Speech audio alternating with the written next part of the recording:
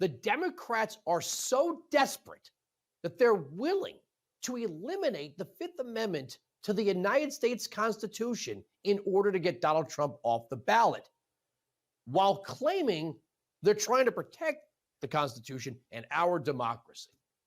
The Iowa caucuses are 1 week away, and Donald Trump is up by 55 points over both Nikki Haley and Ron DeSantis, who are each at 11%, according to the Real Clear Politics average, with Chris Christie at 4%. So you're saying he still has a chance? Anyway, to be as clear as possible, Donald Trump has not been charged with any crime that would bar him from office. But the Democrats have claimed that their political accusations are enough to simply end his campaign. Now, before we dive deep into that, Joe Biden spoke at a mostly black church in South Carolina today, where he once again resurrected the lie about his involvement in black churches and the civil rights movement. I was talking downstairs. I've spent more time in the Bethel AME Church in Wilmington, Delaware, than I have than most people I know, black or white, have spent in that church. Because that's why I started a civil. No, I'm serious. I started a civil rights movement. I used to go to 7:30 Mass, then I'd go to 10 o'clock service with the Reverend who was running the church, is now the bishop. She's a bishop, and I'm told your bishop had been there before in South Africa. That's where he is right now. The point is that I've been blessed to worship here before as well. Is there anyone out there in the media who's going to call him out of it? He has been telling this lie since his first run for president back in the 80s. When I marched in the civil rights movement, I did not march with a 12-point program. I marched with tens of thousands of others to change attitudes. And we changed attitudes.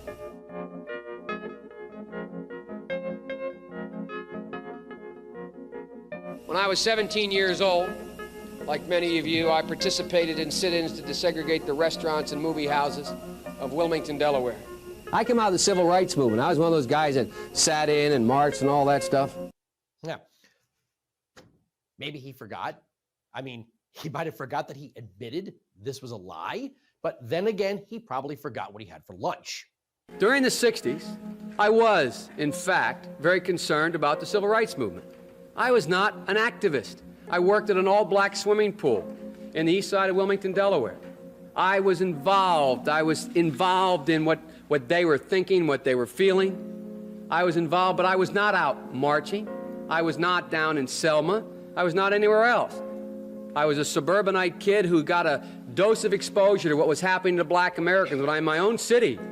So in other words, you didn't attend a black church and you didn't march in the civil rights movement. So there he is acting desperate. He's losing black and Hispanic voters in droves, and everybody knows the economy is not doing well. No matter what he says, real people are living real lives and are dealing with locked-in inflation, destroying any tangible wage gains. This isn't going away anytime soon. And what millions and millions of voters also see is a government led by Biden that is spending a grotesque amount of our resources, not on struggling Americans, but on foreigners who cross the border illegally. Strange, right? We didn't have the resources to get our own homeless people off the streets, but poof, like magic, there are homes, schools, meals, education, and healthcare for the millions of people that cross the border illegally. This past Saturday marked the 3rd anniversary of the insurrection, or as we like to call it, the new holiday, Sixthmas. Say that 10 times fast. Where our nation almost fell to a handful of unarmed protesters. And I promised myself I wouldn't do this. Hold on. I need a moment. Play it. I'm going to try to get through this. Thank you for what you did 3 years ago today. Please tell me your thoughts on this 3rd anniversary.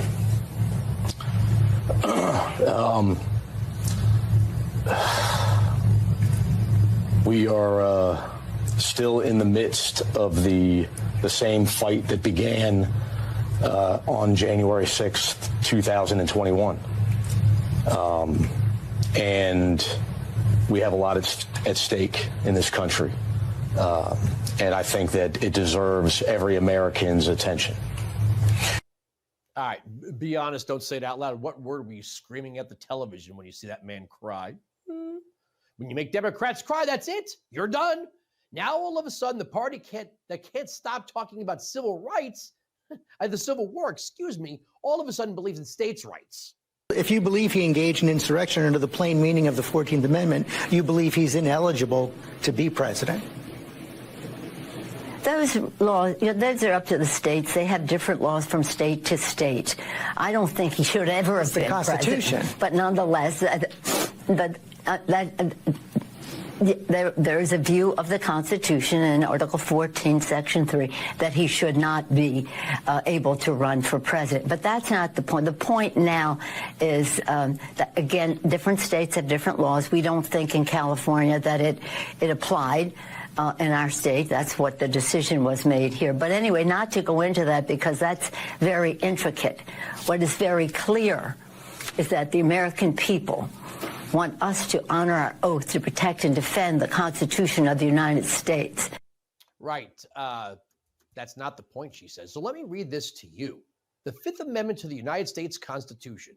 No person shall be held to answer for a capital or otherwise infamous crime unless on presentment or indictment of a grand jury, except in cases arriving in the land or naval forces or in the militia when in actual service in time of war or public danger. Nor shall any person be subject for the same offense to be twice put in jeopardy of life or limb, nor shall be compelled in any criminal case to be a witness against himself, nor be deprived of life, liberty, or property without due process of law, nor shall private property be taken for public use without just compensation. So the Democrats are ready to hand down a punishment for a crime that Donald Trump hasn't even been charged with. Gee, could that go wrong in the future? Ever heard of internment? The FDR administration, that's right, incarcerated thousands of American citizens who were never charged with a crime. And he did that by executive order. Do you understand how we could lose our Constitution in this? This could be used as a weapon against anyone. All the governing official has to do is declare that you've committed a crime. You haven't been arrested, you haven't been indicted, you haven't been tried and convicted, but you will be penalized and punished. The Supreme Court must strike this down before we lose our republic. And that's my argument.